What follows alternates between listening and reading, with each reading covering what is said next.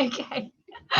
Oh, good morning, and thank you so much for having me. I'm so excited to be here talking to you, and I hope that this is just the start of us maybe being a bit more frequent visitors to the Hampshire Parent and Carer Network. So my name's Lynne Ralston, and I'm the team lead for the Communication Interaction Service, which in Hampshire is the specialist teacher advisory service, but also the speech and language therapy service that sits within the local authority. And my background is as a specialist speech and language therapist. I've been a speech and language therapist for well over a decade and have worked in lots of different settings, mainstream schools, special educational needs schools, but I've also done a lot of residential and respite support work as well. So all of my career has been spent with children with additional needs and additional complexities. My own particular specialism is challenging behaviour and children with very complex communication. But across my team, as you'll see, we've got a range of therapists, all with very different areas of specialism. So I took over the team 18 months ago now. And my first objective was to bring the team together and to really establish what we were there for and try and work out what parents and carers needed, what schools needed, and then how our service could develop to meet those needs. So you can see a kind of our vision and values are consistent for all young people, and it's making sure that we maximise communication to add capacity to achieve best possible life. So that's what we're looking about. It's all about function and it's all about capacity building. And our kind of key words, our kind of core values are there at the bottom, and we really try and bring all of our work back to one of those things.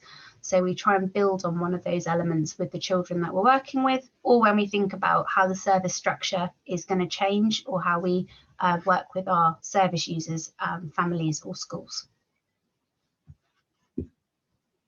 So the way that the service is structured is into specialism groups.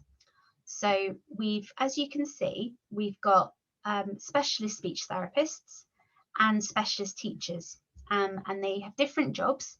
So our specialist teachers are our education and learning specialists, and they really connect with all the SENCOs.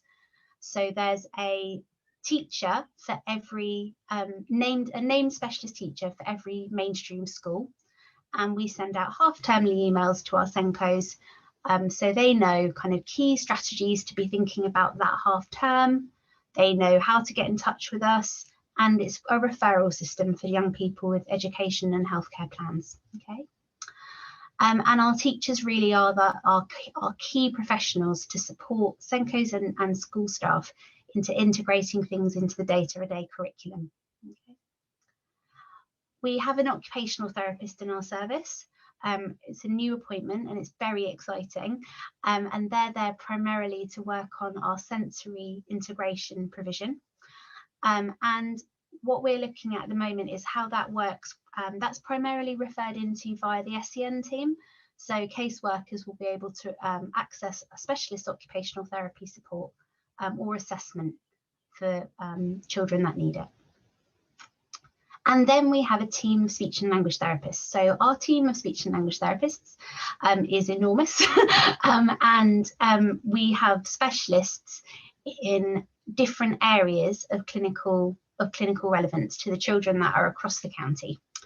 So we have specialists in complex communication and children who need alternative and augmentative communication systems to express their ideas or understand the world. We have specialist therapists in language disorder, so that you might know that as specific language impairment, developmental language disorder, or moderate learning difficulties. All of those sorts of things come under that group of specialism. We have specialists in autism and social communication disorder. And then we have specialists in social, emotional, and mental health needs, because we are evidence focused, and we are aware that that group of young people are usually quite underrepresented within speech and language requirements, and we don't often know that there's speech and language needs until it's a bit late.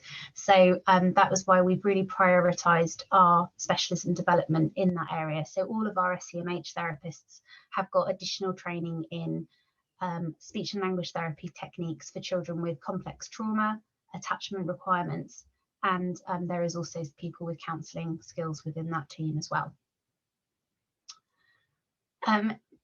Very, very recently, we have also now appointed a second layer below this. So we have some newly qualified therapists who are super and just the keenest people, who also will go and do some work with schools, will do assessments, and will kind of engage in some of our less complex cases, or our more regular direct therapy, where there's already a therapy plan, we already know what needs to be done, and the implementation isn't too complex, and there's a supervising specialist, but it is a fully qualified speech and language therapist that's doing the work. Okay. Just another kind of point within each of these areas, we've got branch offs. So within our complex communication group and our language disorder group, we also have people who are who've got specialist knowledge in speech and articulation, fluency and stammering, and also people who are developing specialisms in Down syndrome.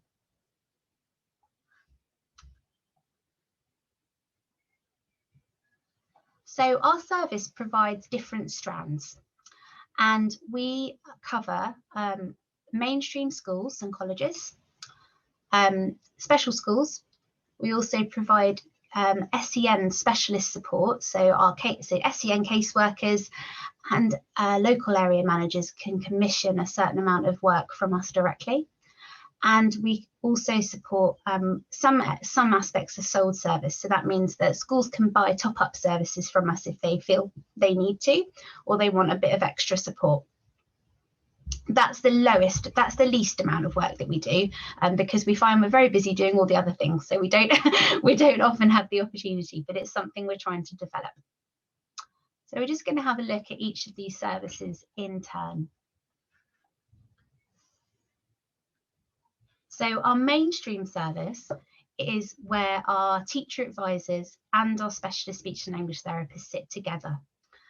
And we offer support for schools and support for colleges, and the offer is different. So for schools, we are available for support to any child Key Stage 2 and above, so Year 3 and up, who has an EHCP already. Okay, it doesn't matter what that EHCP is for. If communication and interaction is a problem, then we can come and support. What we ask is that referral is guided by something quite specific and functional, and that's how we're different from our NHS colleagues. So we're coming in to support with something that we want to get. We really want to work on one really core thing.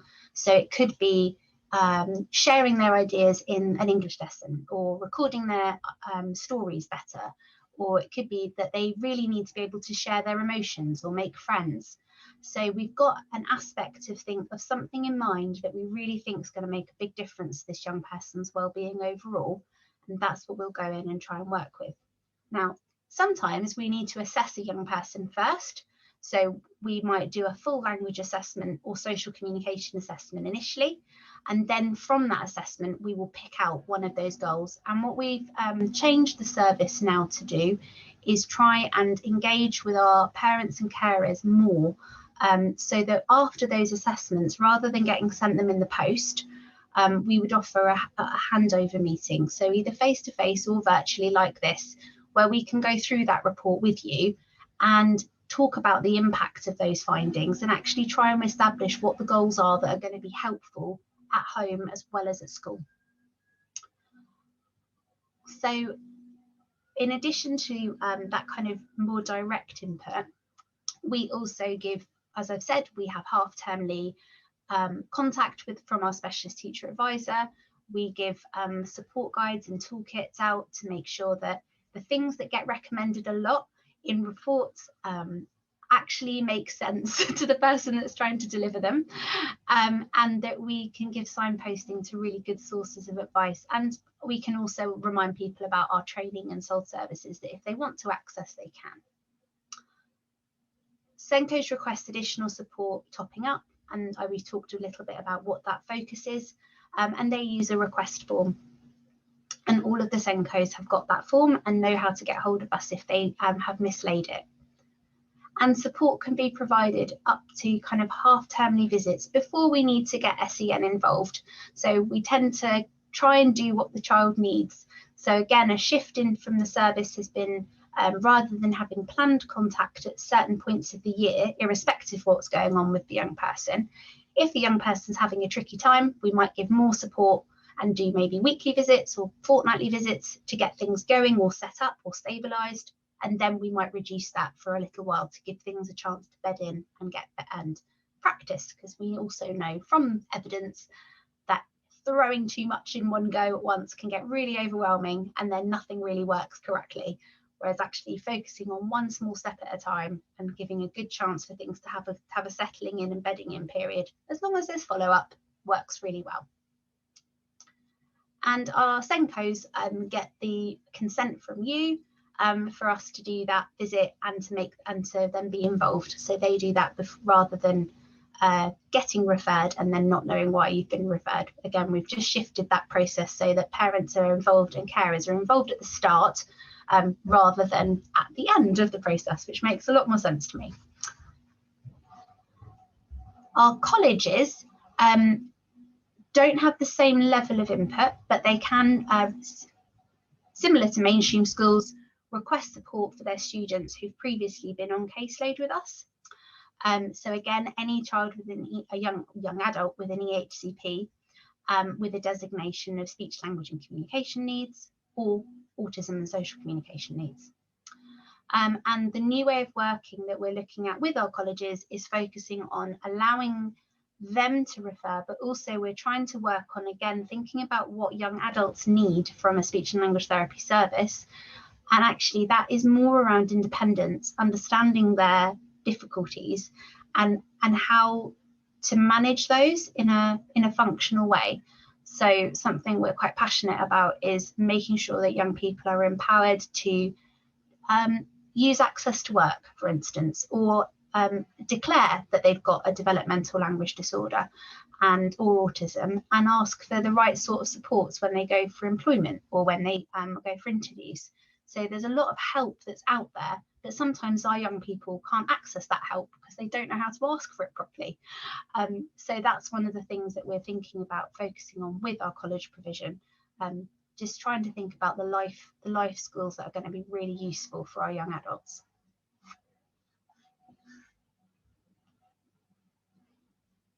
There are some young people who aren't covered by our mainstream service at the moment. So if we have young people who are enrolled in school but are not attending, so for instance, they might be attending an alternative provision, we aren't able to support them at the moment unless it's been commissioned by SEN separately. Okay, so it doesn't go through the SENCO route, it has to go through a caseworker. If a pupil attends a different local authority or a different local authority college, they don't fall under our remit, our service, because we're a Hampshire school service. And pupils who have electively home educated or who are EOTIS, so have their own home learning package, again, don't fall under our mainstream service, but they can get our support through your SEN caseworker. Okay. Our resource provisions, our service supports our secondary ASRPs, and at the moment that's our remit, and we don't support the other resource provisions because they are covered by the NHS, but it is something that we're looking at the moment with the local authority.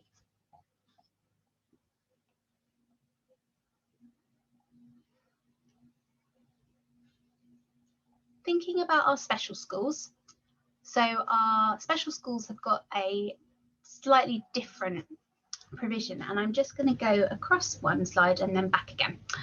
So our special school service is set up in kind of 3 levels. And what's different about our special school service is that we have a named therapist who's in every single special school 1 day per week. And then there are additional hours for referral. So if a young person needs a bit more help, or it's in their EHCP and they need direct work, then we will be able to give that school a bit more time. Again, we know that 1 day a week is not the ideal optimum. We want more, and it's something we are looking at with the local authority. But we're also looking at how we provide speech and language therapy services to special schools, because again, when we look at the literature, when we look at evidence, and we also think about our real life experience, children learn best when they're in a classroom and when they're in the classroom with peers, and we're all learning the same thing at the same time. So sometimes with differentiation and having different groups, but what we know about our young people in special schools is that when we take them out and we work with them individually once a week, the carryover of that work can be really limited. So we look at this in a slightly different way. So it's much better to have a speech and language therapist in the classroom co-teaching with the teacher, so everyone's getting that direct support. And we also look at the bigger element of the school. So with our special schools, we're really looking at, well, how does your curriculum enhance speaking and listening? What about your assessment? How do you support children? How do you understand what they can and can't understand if they're not talking yet? How is the environment set up? A lot of the things that are in our children's EHCPs, making sure that they're actually happening and that the schools feel confident and clear on how to implement those. We also do an awful lot on training, and we're looking at how we do more work on parent support. So our service operates at 3 levels, thinking about schools, at the classroom, and also thinking about obviously some pupils who need sometimes just a bit of figuring out, and we need to spend some time with them on their own to work out what's going on, to assess or to try things out, try some strategies out. We do that too.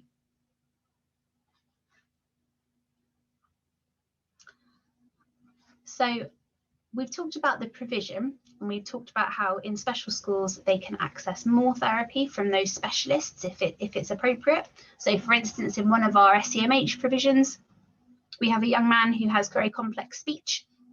So our speech therapy specialist from our mainstream service comes in to work with him once a week to start to build up those sounds. Okay, so that makes perfect sense. We can pull our therapists from across our team. However, in our special schools, we find that it's really supportive for young people and also for parents and carers to know who your named therapist is and to have the contact for that therapist. So there's information that goes out at the start of the year. We ask for consent so that we can work in classrooms and work with the class as a whole. And we also give you our details so that you can get hold of us if you need to ask a question about your young person's communication, or kind of what we're doing with them in school. We provide support, and we aim to look at 6 kind of individual sessions in an isolated block. Again, if it goes beyond that, it's not that we don't do it, it's just that we would then need to talk to your SEN caseworker about topping that service up. And our special school service only has specialist speech and language therapists, and we try and match the specialism of the therapist to the primary need of the school. So our SEMH therapists are in our SEMH schools.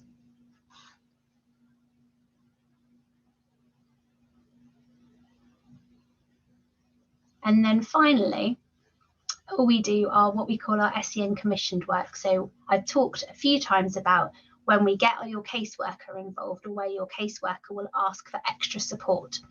So there are a certain number of days, so there are 2 speech and language therapists and 1 occupational therapist that can provide designated support for the SEN team. So that is balanced between assessment and therapy. And it also means that we're available to support with tribunal consultation and assessment as well. And I think this is one of the areas, since I joined the service, I've seen the biggest shift, because my background is working in schools and I've always worked independently. So I've always worked within education and independently. So I've never worked within the NHS system. And I found that what we've been focusing on within our education provision has been about how to make sure that if the young person needs to learn something, we establish who's going to teach them that thing, and that we recognise that sometimes a speech and language therapist is needed to teach them that skill, so that it's not a case of here's the strategies and we hand over. We're trying to make ourselves that middle step between the strategy and it working in practice. And that's the same with our occupational therapy support, although because we have one occupational therapist to the whole of the county at the moment, the majority of that support is focused on assessment for the ehcp process. However, that's hopefully shifting.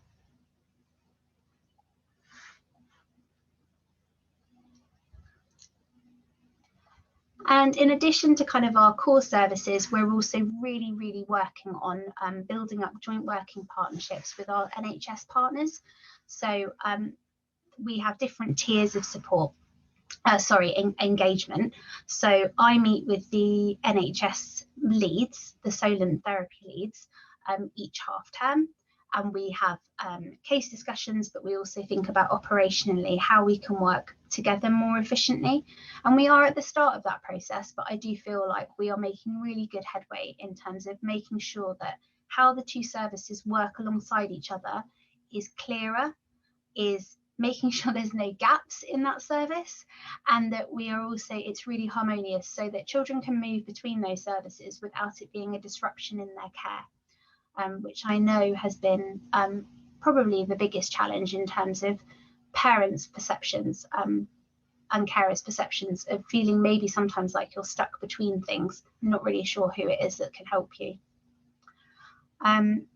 We also, within our special schools, we have a specialist kind of forum, a specialist group that is looking at how we work at implementing that provision within the special school environment specifically.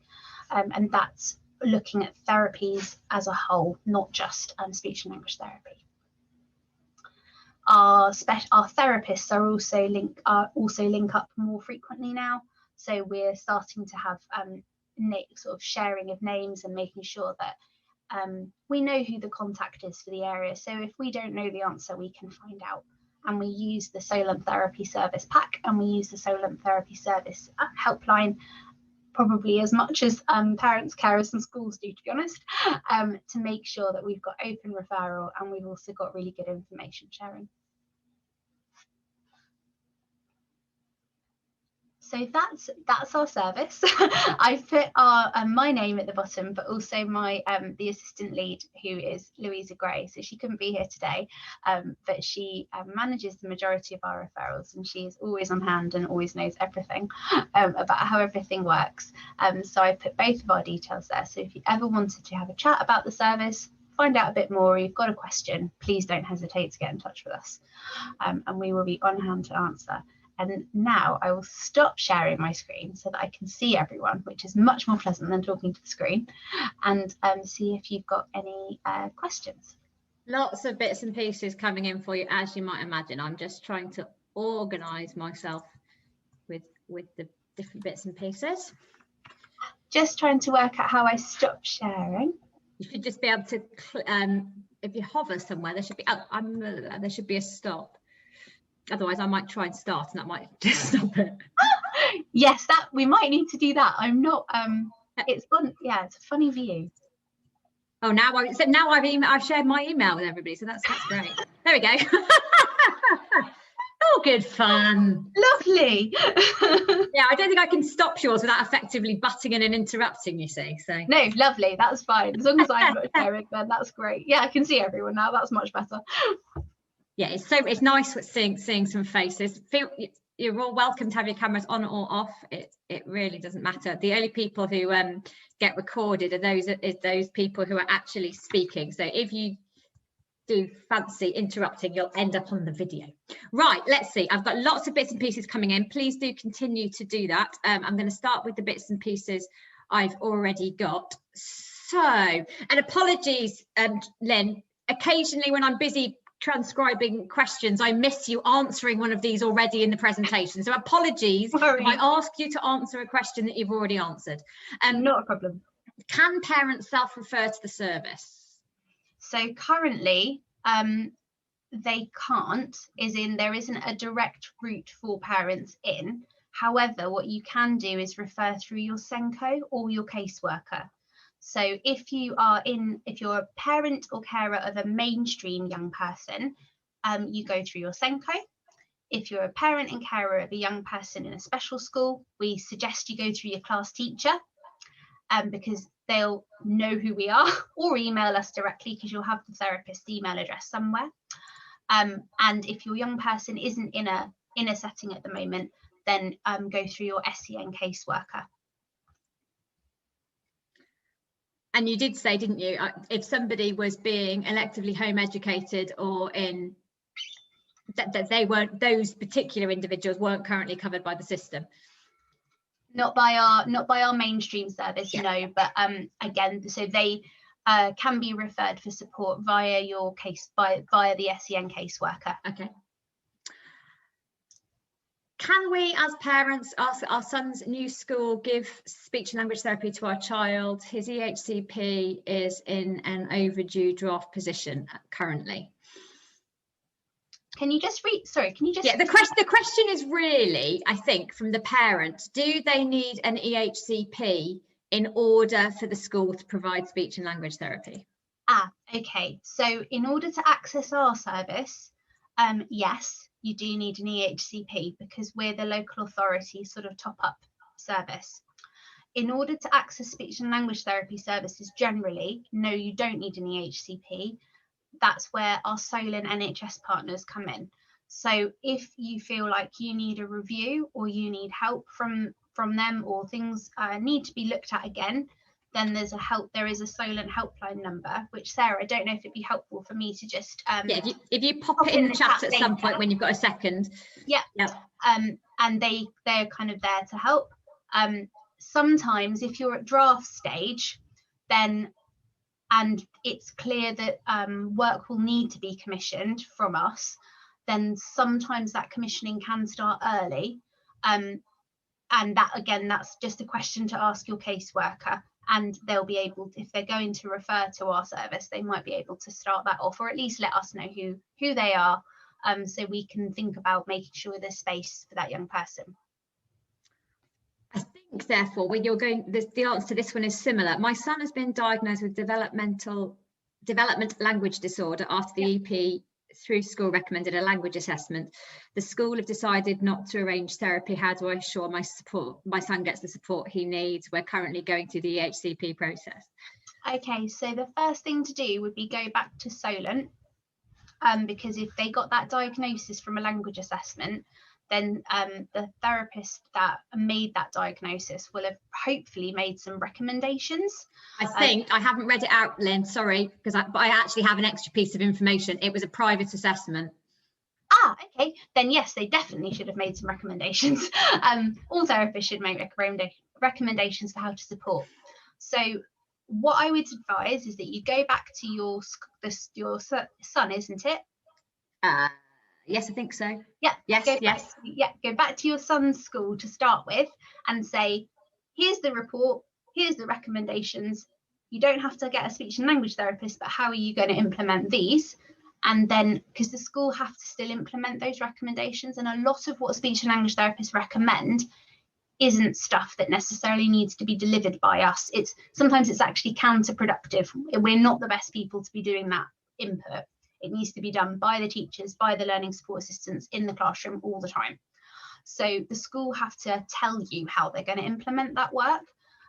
If there's direct work, so if there's weekly therapy that's been advised by the private therapist, then the caseworker who's working on the draft report will be able to advise on how that will be implemented going forward. Super, thank you. Okay, and the next one, again, we've sort of talked about a little bit, but I think, you know, maybe we can sum it up in a nutshell. How does your service work with SaLT OT therapies and referrals? So we sort of talked about you dovetailing, but is it a case of you go to one or the other, and if you've got an EHCP, you come to you? But yeah, so at the moment, the pathways are not as clear as I would like them to be. And it's one of the things that I'm working on with SaLT to try and make sure that those pathways are clearer, because there certainly isn't at the moment a clear way to answer that question, which I know isn't terribly helpful. In terms of the OT service specifically, generally all of OT assessment would be done through SaLT, because they have more than one therapist.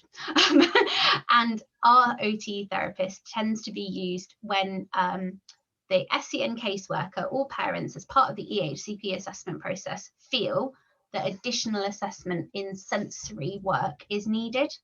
And that's when our OT would be involved at this point. Okay.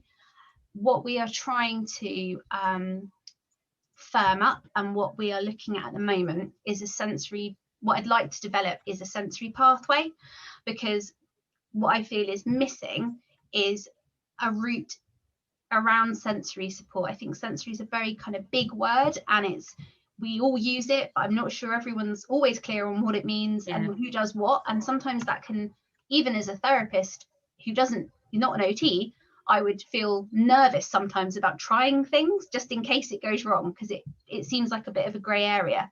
So what I'd like is to, and what we're working on with SaLT, is about how we put in the stages of sensory support, so it's really clear for people what they can do on their own, what they can get advice for, and kind of have some kind of thinking a hotline, a Teams meeting. I don't know what it's going to look like yet, but it needs to be a way to get that extra level of check-in, and then where we would need a therapist to either advise or then actually provide the input. And that would be based again on evidence-based practice and kind of what the risk to the young person would be if it went wrong. And that's what we're working on at the moment. But that's a very, very complex piece of work to make sure that that's correct. And I think it's more important that it's accurate, even if it takes a bit longer to get going than trying to rush something. So that's what our OT is looking at the moment, and that we're working with the NHS service on. Super, thank you.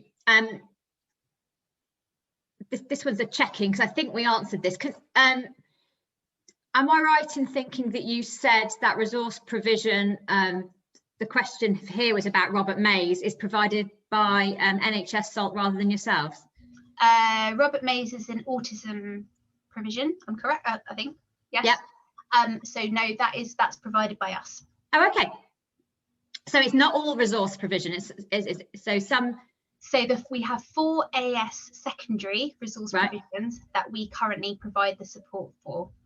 And what we are looking at with the local authority is a way to make that support more consistent across county, because at the moment it's a bit varied, and also to make sure that all children in resource provisions have got equal access to care. So it's one of our things that we are trying to, again, make clearer. But at the moment, that's who we can support, is the 4 AS RPs. Okay. They've got a named therapist. That's good, thank you, because that's cleared that up. Does your service deliver direct therapy if required as per section F of an EHCP? Yeah, that's a lot of what we do. So so what we're trying to do is get to the point that our mainstream service can just provide what's needed without parents and carers feeling like they need to fight to get it listed, because what, as therapists, our biggest difficulty with section F is that we know that when young people are making progress, the best thing clinically is to pull back, to make sure that the young person can then do it on their own or do it with support. Unfortunately, EHCPs don't give you a lot of wiggle room. So clinically, we're sometimes having to find things to keep doing, which can sometimes overload the young person and stop them being able to generalise those skills as efficiently as we'd like. So we do provide therapy as it's listed in the EHCP, because that's our legal obligation and that is what we do. However, what we're trying really hard to do within our mainstream provision is actually put recommendations together for the EHCP that give a much more wrapped around service, and actually look at, well, it's not just the bit that they do with us. What's the responsibility of the people in the classroom? what's the responsibility of the young person sometimes, and what are the bits that need to go around in terms of training and support to make sure that that time with us is the most effective that it can be. So we absolutely do provide it, but we are looking at how we provide that to make sure that also so that parents can trust us, that if we say we're ready to stop, they believe that that's come from the right clinical place, not from a directive. I think that leads nicely into the next one, which is about who decides what provision is included in an EHCP. Is it the caseworkers, and if so, are they trained to know what's needed?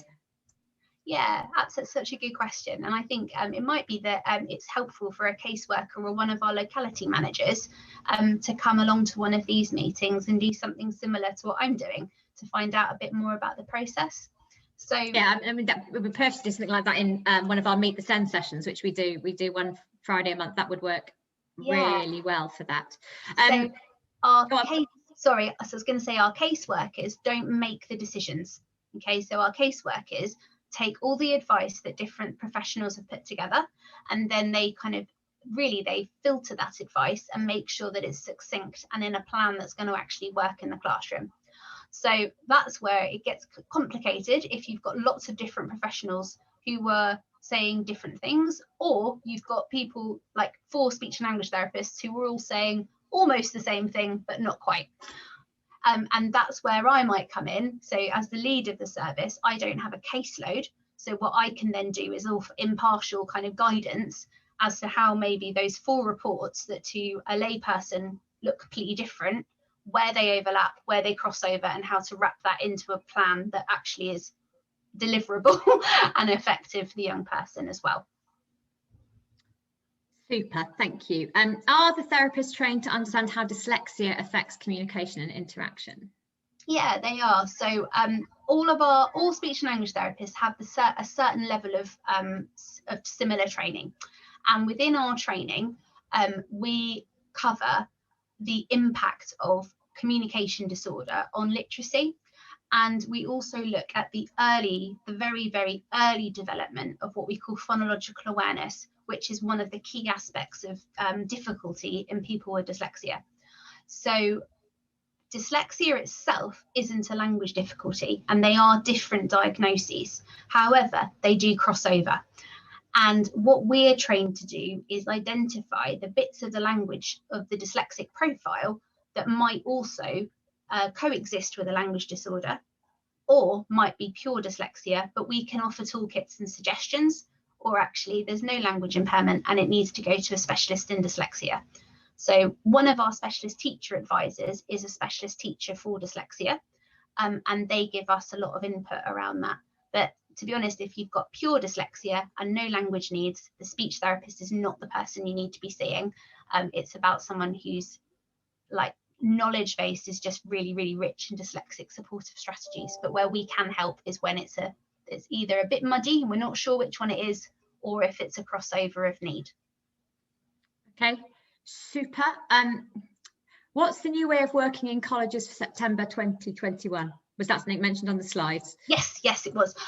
So really it's about looking at our referral pathway for colleges, and it's something that we're in design for at the moment, and it will be largely based on what is working well with mainstream, but there is more of a requirement for colleges to provide to purchase extra support, just because of the way that our service is set up and funded. Okay, so obviously all young people and all adults have got the same access to NHS services, and that isn't affected by what school they're in or what college provision. From our service though, it's a case of if they've been on our caseload, if they're active on our caseload at the point of transition, we will make sure that transition happens effectively. If they've been in college and in a term and things start to get tricky, then we can be called back in to help. And otherwise, colleges or young people can actually self-refer for extra support, and that can be funded and commissioned by SAN to support with that, or the college can pay for it themselves. That's led me to a question that I don't recall seeing the answer to, and apologies if I did. Does your service cover 0 to 25 then? So for the whole of the EHCP age range? Yeah, so we yes we do. So at the moment, so again, it's a little bit woolly in terms of the different strands of our service have slightly different caps and different ages. So our mainstream service, because it's school and college specific, if they're in the place, then we can support them. For our special school users, it tends to follow the young person through, and then SEN can commission our support right the way beyond that. So for instance, we've got a small caseload of young people who are up in Newbury College, who are between the ages of 21 and 25, and who are exiting into adult care, and we've got involvement with them. But it is more unusual at the moment to be at that top end of the adult age range. Sort of connected, I suppose, to some of the things you've been talking about there is, do schools have to pay for the service if they make a referral? So, okay, because it's part of the EHCP if they're coming to you, and therefore it's covered within.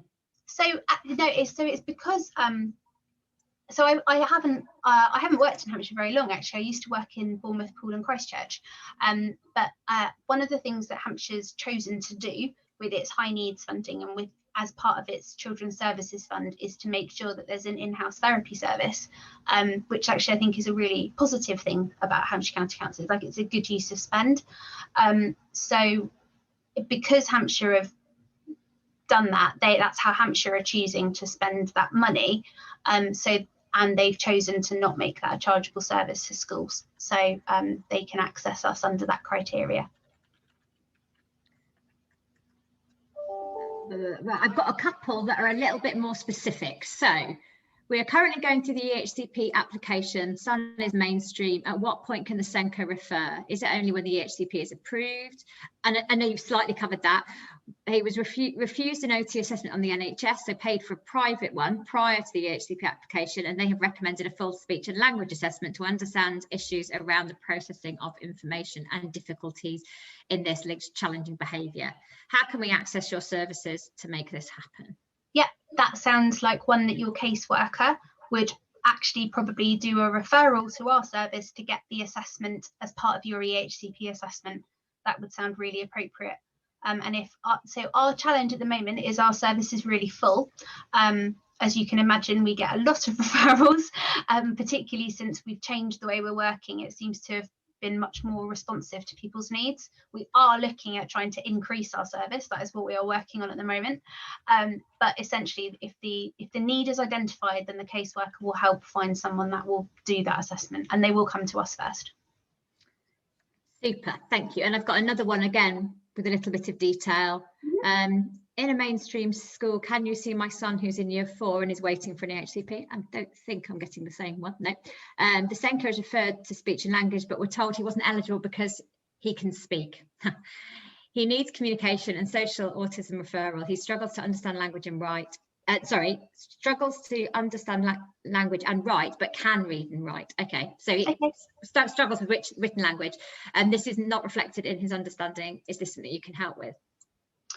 Okay, so without the EHCP, it isn't technically. The school could approach us and purchase an assessment. You could go back to your SEN caseworker who's supporting you with the EHCP assessment and ask them about referrals in, okay? Or you can go back to Solent and say that you disagree with that decision and explain that there are indicators of language difficulty that should be assessed. Okay. Don't be afraid, and I think that's the same with my service. Don't ever be afraid to ask a question or come back and challenge. You're the experts in your child. That was me. Sorry, that was me. So basically, hello, hi, I'm Alea. So my son is 9 and he is really academically very bright, but he has never met any written on his writing or anything. It's always been not secure. And he struggles to understand what he's reading, but he reads. So, you know, but then he can't answer questions on it, or he can't do any, so it's affecting all his meeting of that understanding of reading and writing and understanding what it is and what does it mean. And also when you ask him to explain something, he'll go round and round and he'll never get to a point where he can actually tell you or describe something. And your service, actually, the lady called me and said, well, he can speak, I can hear him in the background, and we deal with people who aren't able to form language, and therefore he doesn't meet it. And he's waiting for an I suspect that Lynne's not going to be able to take you any further now, but if you want, I don't know if you know who that was, and if you want to pop a note to me, and I can pop a note to Lynne, because I can see that she's wrinkling up her face in surprise at that comment. And as a daughter of a mother who struggles with speech myself, I know that the ability to speak and you know, isn't indicative of you know, either the needing help or the understanding. So if you want to pop me a message that I can pop to direct to Lynne, I will. That's fine, but it's not something we can go into any further detail on the call. And I need to make you aware that I will. You will now be on the recording. So I don't think you've said anything which identifies your child, so that's not a problem. Thanks, Leah, for your understanding. But if you want to drop me a message and I'll pass it on, that would be lovely. Please do. I'd like to pick that up with you, definitely. Okay. In a way, lots of these are about the same thing. So I've sort of got a generic question saying, you know, how as parents can we influence an EHCP application to ensure that our child has access to your services? So, you know, what somebody is saying is, you know, I know my child isn't meeting their potential in speech, language and communication. How do we get support? Yeah, it's so tricky, and I fully empathise that the processes feel sometimes a bit like a never-ending maze of no's, and I think it's really about knowing what you're asking for. So the way that that description of your 9-year-old made sense to me in terms of knowing what I'd want to go and assess and what I'd want to check for. Okay. And I think it might be so as parents and carers, the biggest thing that you can do is be clear on the bits that go wrong and talk about the worst day. I think that's really helpful for speech and language therapists to know what does it look like when it all falls apart, and to focus on the function of your young person. How do they cope on their own, or how do they cope when, you know, they aren't understood, rather than necessarily focusing on an outcome of individual therapy. What I find as a clinician working again outside of NHS systems, so someone who's been in education, is when we drill down to it, all parents and carers want is for their young person to achieve and to trust the person that's talking to them. So it's not, but because of the confusion around things, sometimes we can get really, really focused on that direct time, and then that becomes the priority, which can sometimes muddy the waters. And it might be that that's something that would be useful for, you know, this group, for me to come back and do maybe a workshop on, and actually start to give some information about how speech and language therapists think about communication, and how we would go about the right words to use when you need an assessment. So to be able to focus in on the bits that are going to make sense to the person that's reading the referral as well, I think would be really helpful.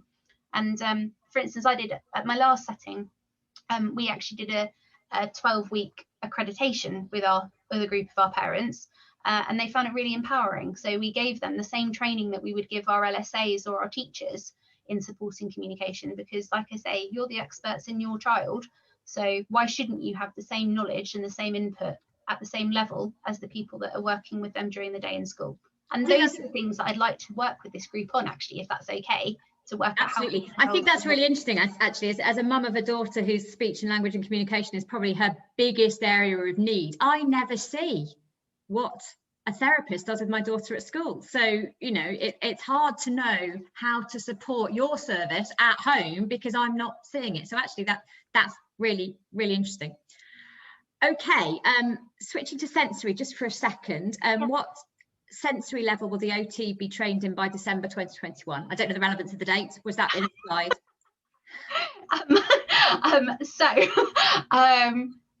Oh, let me think, where are they at? I'm sure you know that sensory is a hugely hot topic, you know, in this part of the world. Certainly is. So I believe they will have achieved their level 2 by December 2021, all being well, which it is at the moment. I don't know what that means. What does it mean? Oh, okay. So that's the questioner might know. I don't know. Brilliant. Okay. So sensory integration is a different qualification which OTs and speech and language therapists actually, although no one ever hears about speech and language therapists that they can do this. So we are 2 professions that can both train to have additional qualifications in sensory integration therapy. Okay. And there's an element of sensory awareness that comes with all occupational therapy training, because obviously the way that you interact with the world is totally dependent on how you absorb the world, really. So all OTs have an element of sensory training that they have. Okay. Sensory integration training is another level of understanding, and it's called AIRS sensory integration training. So it's a very specific type of therapy and assessment, which has got very, very strict guidelines. And we know from data from parents and from young people and kind of anecdotal data that it has a really, really powerful effect if it's integrated. But that data isn't robust enough yet and isn't strong enough yet for it to be within an NHS system. Okay, so it's because of the way the data works, and also because it's not mandatory for occupational therapists. It's something that we would choose to add on, a bit like if I chose, I mean, I could go and do sensory integration training, or I could choose to get extra training in counselling or things like that. It becomes something extra. There are different levels of sensory qualification. So it starts at a 1 and you go up to a 4. And at 4, you're an advanced SI practitioner at a master's level. So you can consult, but what you need your SI, your sensory integration therapist to be at is a minimum of a 3. So that means that they can assess, they can also provide therapy, and they can give you advice. So you said 2, they were heading for 2. So what does that mean in terms of them and the service? Yep. So it means that our therapist at the moment can provide the general advice that all occupational therapists can. They can also do their level 1 stuff, which is about more specific strategies and assessment skills. And then they will be working up to more detailed assessment, and then the level 3 will be allowing them to provide intervention. So we just don't do anything that we're not qualified to do at the moment. Essentially, we say we can't do it. You need to find a different private therapist that can already do that work. And really, it was because of when we were recruiting, we had the right therapist and they just didn't have the piece of paper yet. So we've decided that we would keep that, we would take that therapist with open arms and put them through that qualification to make sure invest that time. Yeah. I know we're just getting to time. I've got one more question. I haven't written it, but it's of particular interest to me as well. Can you tell us some more about the Developing Down Syndrome service? Yeah, absolutely. So I've got so part of my specialism is Down syndrome. So my background and my history is a very clear awareness that these young people are not one group of people. They have individual needs, they have individual communication requirements, just like any other cohort of young people. So I feel quite passionately about having a service that's needs led for those young people and not dictated by having a label.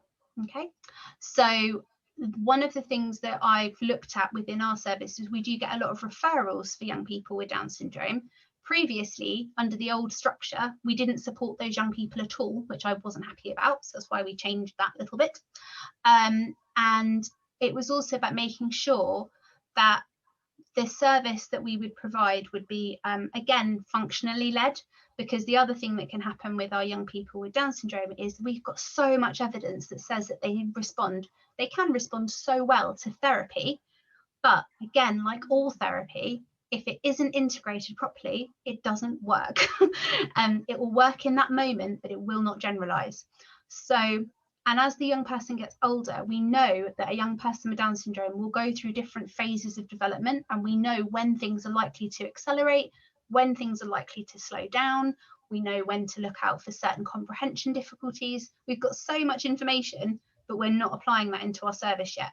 So that's what I have tasked my therapists who are doing their specialist training with, is to get specialist training, and also to then think about what that looks like in a service model that supports the NHS model, but make sure that young people coming in, if they've got Down syndrome, we look at that pathway. So I want us to be assessing and advising and providing intervention based on the evidence base. That's what I'm pretty passionate about across our whole service, rather than just what we've always done. It needs to be about what the evidence is telling us to do now, and also what parents and carers and the young person is telling us to.